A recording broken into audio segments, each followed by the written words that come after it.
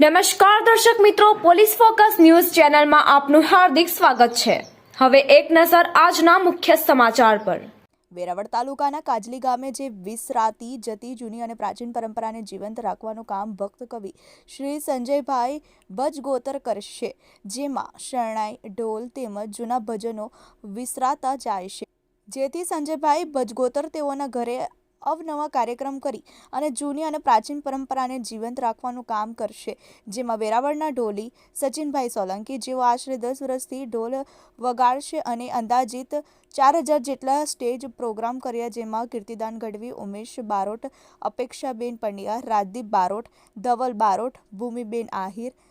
રશ્મિતા રબારી અને વિજય વાજા જેવા નામી અનામી કલાકારો સાથે સચિનભાઈ સોલંકીએ જેમનું રિધમ આપ્યું છે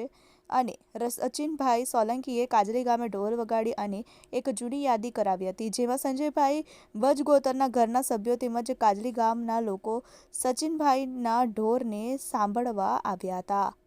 મિત્રો, આવા જ અવનવા સમાચાર જાણવા માટે અમારી ચેનલને લાઈક કરો, સબસ્ક્રાઇબ કરો અને બેલ આઇકોન પર પ્રેસ કરો, જેથી અમારી ન્યૂઝની બધી જ અપડેટ આપને મળતી રહે।